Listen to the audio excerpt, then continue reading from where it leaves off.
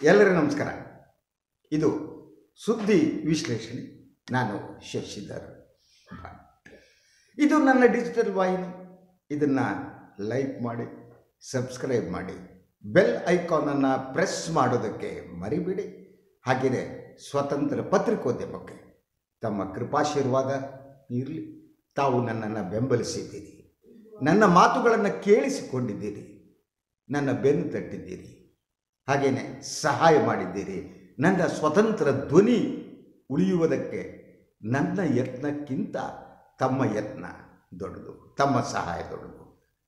So ಎಲ್ಲರಿಗೂ ಕೂಡ ನನಗೆ ಸಹಾಯ ಮಾಡಿದವರು, ಮಾಡುತ್ತಿರುವವರು, ಇನ್ನು ಮುಂದೆಯೂ ಮಾಡುವವರು ಎಲ್ಲರಿಗೂ ಕೃತಜ್ಞತೆ ಹೇಳ್ತಾ ಇವತ್ತಿನ ಈ ಒಂದು ಎಪಿಸೋಡನ್ನು ಪ್ರಾರಂಭಿಸ್ತಾ ಇದ್ದೀನಿ. ನಾಳೆ what you call it as a D Day. ದೇಶದ 5 ರಾಜ್ಯಗಳ ವಿಧಾನಸಭಾ ಚುನಾವಣೆಯ ಫಲಿತಾಂಶ ನಾಳೆ ಹೊರಬರುತ್ತೆ. ಸುಮಾರು 10 ಗಂಟೆಯ ಹೊತ್ತಿಗೆ ಒಂದು ಟ್ರೆಂಡ್ ಗೊತ್ತಾಗುತ್ತೆ. ಯಾವ ರಾಜ್ಯದಲ್ಲಿ ಯಾರು ಗೆಲ್ತಾ ಇದ್ದಾರೆ, ಯಾರು ಸೋಲ್ತಿದ್ದಾರೆ, ಯಾರು ಮುಳುಗ್ತಿದ್ದಾರೆ. ಈ ದೇಶದ ಈ 5 ರಾಜ್ಯಗಳ ಜನ ಯಾರನ್ನು ಕೈ ಹಿಡಿದು ನಿಲ್ಲಿಸಿದ್ದಾರೆ ಎಲ್ಲ ಕೂಡ ಸುಮಾರು 9-10 ಗಂಟೆಯ ಹೊತ್ತಿಗೆ ಗೊತ್ತಾಗ್ಬಿಡುತ್ತೆ. ಈ 5 ರಾಜ್ಯಗಳ ಚುನಾವಣೆ ಹಲವು ಕಾರಣಗಳಿಂದ ಮಹತ್ವಪೂರ್ಣವಾದದ್ದು. ಇದನ್ನು ಮುಂಬರುವ ಲೋಕಸಭಾ ಚುನಾವಣೆಯ ಸೆಮಿಫೈನಲ್ ಅಂತಲೇ ಕರೆಯಲಾಗುತ್ತೆ. ಬಟ್ ಈ ಮಾತನ್ನು ನಾನು ಒಪ್ಪಲ್ಲ. ಲೋಕಸಭಾ ಚುನಾವಣೆಯೇ ಬೇರೆ, ರಾಜ್ಯ ವಿಧಾನಸಭಾ ಚುನಾವಣೆಯೇ ಬೇರೆ. ಲೋಕಸಭಾ ಚುನಾವಣೆಗೆ ಸೆಮಿಫೈನಲ್ ಅಂತಿರಲ್ಲ. ಸೊ ಅದರಿಂದ ಇದು ಸೆಮಿಫೈನಲ್ ಅಂತ ಮಾತನಾಡುವವರು ಮಾಧ್ಯಮಗಳು ಹೇಳ್ತಿದ್ದಾರೆ. But I don't believe it. ಯಾಕೆಂದರೆ ಭಾರತದ ಮತದಾರ ಎಷ್ಟು ಪ್ರಜ್ಞಾವಂತ ಅಂದರೆ ಅವರಿಗೆ ಇವೆರಡರ ವ್ಯತ್ಯಾಸ ಗೊತ್ತು.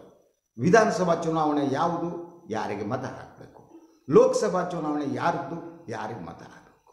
ಈ ವ್ಯತ್ಯಾಸ ಮಾಧ್ಯಮಗಳಿಗಿಂತ ಈ ಯಾರ್ಯಾರು ಮಾಧ್ಯಮದಲ್ಲಿ ಕೂತು ಭಾಷಣ ಮಾಡ್ತಾರೆ ರಾಜಕಾರಣ, ಅವರಿಗಿಂತ ಈ ದೇಶದ ಮತದಾರ ಹೆಚ್ಚು ಪ್ರಜ್ಞಾವಂತ. ಆದ್ದರಿಂದ ನಾನು ಈ ಹೋಲಿಕೆಯನ್ನು ಒಪ್ಪಲ್ಲ. ಸೊ ಹಾಗಿದ್ರೆ ಇದು ಮಹತ್ವಪೂರ್ಣವಲ್ವಾ? S, definitely. ಯಾಕೆಂದರೆ ದೇಶದ ಜನರ ಒಂದು ಟ್ರೆಂಡ್ ಗೊತ್ತಾಗುತ್ತೆ. ಅದರಲ್ಲಿ 2 ವಿಚಾರಗಳನ್ನು ನಾನು ಪ್ರಮುಖವಾಗಿ ಹೇಳೋದಕ್ಕೆ ಇಷ್ಟಪಡ್ತೀನಿ ಟ್ರೆಂಡ್ಗೆ ಸಂಬಂಧಪಟ್ಟಂತೆ. ಒಂದು, ಮೋದಿಯವರ ಜನಪ್ರಿಯತೆ ಏನಿದೆ ಅದು ಮೊದಲಿನಂತೆ ಇದೆಯಾ ಅಥವಾ ಕುಸಿದಿದೆಯಾ? ಮುಳುಗಿ ಹೋದ ಕಾಂಗ್ರೆಸ್ಗೆ ಮತ್ತೆ ಜೀವ ಬರುತ್ತಾ? ಕಾಂಗ್ರೆಸ್ ಸೆಟೆದು ನಿಲ್ಲುತ್ತಾ? ಈ 2 ಪ್ರಶ್ನೆಗಳು ಏನಿವೆ ಇದು ಬಹಳ ಮುಖ್ಯವಾದದ್ದು ಅಂತ. ಈ ಚುನಾವಣೆಯ ಫಲಿತಾಂಶದಿಂದ ಮೋದಿಯವರ ಮುಖ ತೋರಿಸಿ ನಾವು ಗೆಲ್ತೀವಿ ಅನ್ನುವ ಭ್ರಮೆ ಏನಿದೆ ಆ ಭ್ರಮೆ ಅಳಿಯುವ ಸಾಧ್ಯತೆ ಇದೆಯಾ?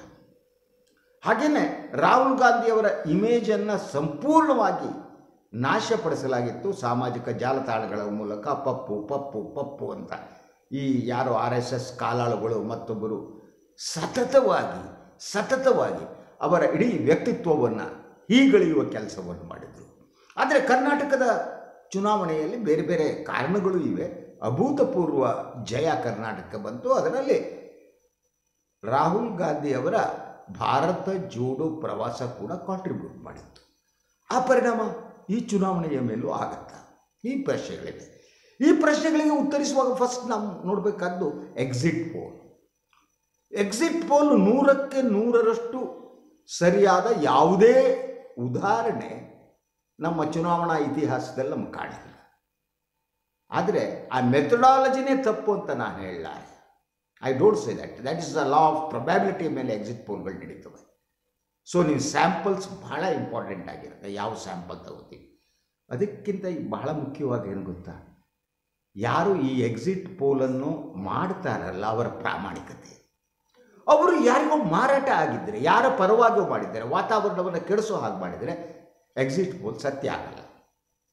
ಸೊ ಇವತ್ತು ನಿನ್ನೆ ಬಂದ ಎಕ್ಸಿಟ್ ಪೋಲ್ಗಳು ಏನಿದೆ ಅದು ಬೇರೆ ಬೇರೆ ಎಕ್ಸಿಟ್ ಪೋಲ್ಗಳು ಏನೇನು ಹೇಳಿದ್ವು ಅಂತ ನಾನು ಹೇಳೋಕ್ಕೆ ಹೋಗಲ್ಲ. ಅಲ್ಲ, ಈಗಾಗಲೇ ತಮಗೆ ಗೊತ್ತಿರುತ್ತೆ. ಅದರ ಕುರಿತು ಈಗ ಪ್ರತಿಕ್ರಿಯೆ ಪ್ರಾರಂಭ ಆಗಿದೆ. ಕಾಂಗ್ರೆಸ್ ಪಕ್ಷ ಪ್ರತಿಕ್ರಿಯೆ ಏನೇನು ನೀಡಿದೆ. ಮಧ್ಯಪ್ರದೇಶದ ಕಮಲ್ನಾಥ್ ಅವರು ಭಾಳ ಗಂಭೀರವಾದ ಕೆಲವು ಮಾತುಗಳನ್ನು ಕೂಡ ಇವತ್ತು ಹೇಳಿದ್ದಾರೆ. ಒಂದು, ಈ ಎಕ್ಸಿಟ್ ಪೋಲ್ನ ಉದ್ದೇಶ ಏನಿದೆ BJP ಮತ್ತೆ ಗೆಲ್ಲುತ್ತೆ ಅನ್ನುವ ವಾತಾವರಣವನ್ನು ಸೋದಕ್ಕಾಗಿ ಮಾಡಿರುವುದು ಅನ್ನೋದು ಅವರ ಆರೋಪ ಆಗಿದೆ. ಹಾಗೆಯೇ ಚುನಾವಣೆಗಿಂತ ಅಂದರೆ ಯಾವಾಗ ನೀವು ಈ ಮತಗಳ ಎಣಿಕೆ ಮಾಡ್ತೀರಿ ಅದಕ್ಕೆ ಮೊದಲೊಂದು ವಾತಾವರಣ ಸೃಷ್ಟಿಸೋದು, ಅದ್ರ ಜೊತೆಗೆ ಏನೋ ಮಾಡೋದಕ್ಕೆ ಹೊರಟಿದ್ದಾರೆ ಅನುಮಾನ ಬರುವಂಥದ್ದು ನಡೆದಿದೆ ಮಧ್ಯಪ್ರದೇಶದಲ್ಲೇ.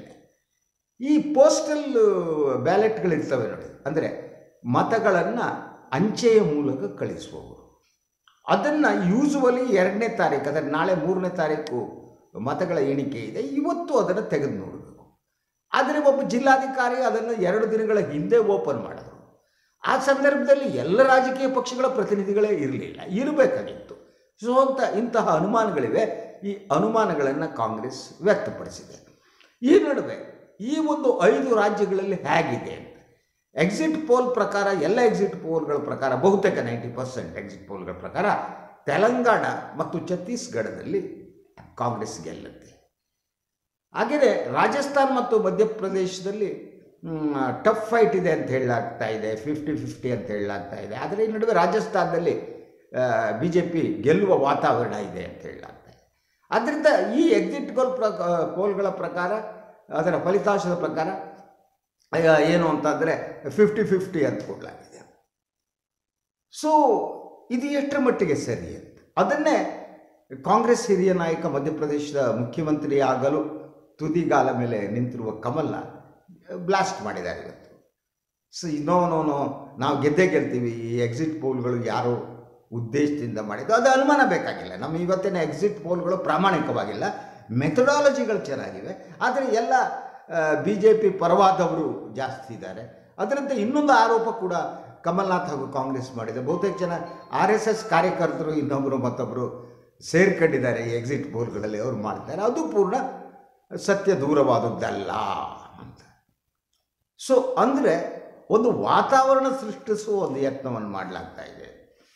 ಆದರೆ ನಾನು ಹೇಳಿದ ಬಹಳ ಮುಖ್ಯವಾದ 2 ಪ್ರಶ್ನೆಗಳು. ಕಾಂಗ್ರೆಸ್ ಮತ್ತೆ ಜೀವವನ್ನು ಪಡೆಯುತ್ತಾ? ಆ ಸಾಧ್ಯತೆಗಳು ಕಾಣ್ತಾ ಇದೆ. ಕಾಂಗ್ರೆಸ್ ಮುಕ್ತ ಭಾರತ ಅನ್ನುವ ಮಾತುಗಳನ್ನು ಏನು ಓಡಾಡ್ತಿದ್ರು BJPಯವರು, ಅದರಲ್ಲಿ ಅವರು ವಿಫಲರಾಗಿದ್ದಾರೆ. ಮೋದಿಯವರು ಮೊದಲಿನಂತೆ ಮತವನ್ನು ತರುವ ದೈವರೂಪಿಯಾಗಿ ಉಳ್ಕೊಂಡಿಲ್ಲ, ಈ ಲಾಸ್ಟ್. ಆದ್ದರಿಂದ ಅದು 2-2 ಆಗಲಿ ಅಥವಾ 3-2 ಆಗಲಿ, ಏನೇ ಆಗಲಿ, ಮುಂಬರುವ ಲೋಕಸಭಾ ಚುನಾವಣೆಗೆ ಒಂದು ವೇದಿಕೆಯನ್ನು ಇದು ಸೃಷ್ಟಿಸುತ್ತೆ. ನಾಟ್ ಎ ಸೆಮಿಫೈನಲ್, ಇದು ಒಂದು ವೇದಿಕೆಯನ್ನು ಸೃಷ್ಟಿಸುತ್ತೆ ಅನ್ನೋದು ನನಗೆ ಅನುಮಾನ ಇಲ್ಲ. ನನಗನ್ನಿಸುವ ಹಾಗೆ ಮಧ್ಯಪ್ರದೇಶವನ್ನು ಕಾಂಗ್ರೆಸ್ ಗೆದ್ದರೆ ಆಗ ಛತ್ತೀಸ್ಗಢದಲ್ಲಿ ಯಾರ್ದೂ ಇಲ್ಲವೇ ಇಲ್ಲ. ಸೊ ಛತ್ತೀಸ್ಗಢದಲ್ಲಿ ಕಾಂಗ್ರೆಸ್ ಗೆಲ್ಲುತ್ತೆ ಅನ್ನೋದು. ಹಾಗೆಯೇ tough fight is in Telangana also. Telangana, Chhattisgarh ಮತ್ತು ಮಧ್ಯಪ್ರದೇಶವನ್ನು ಗೆದ್ದರೆ ಇದು ಕಾಂಗ್ರೆಸ್ಗೆ ಬಹುದೊಡ್ಡ ವಿಜಯ, BJPಗೆ ಅವಮಾನಕರ ಸೋಲು. ಅಂದರೆ ಯಾಕೆಂದರೆ ಇದು ಹಿಂದಿ ಹಾರ್ಟ್ಲ್ಯಾಂಡ್ನಲ್ಲಿ ಬರುತ್ತೆ.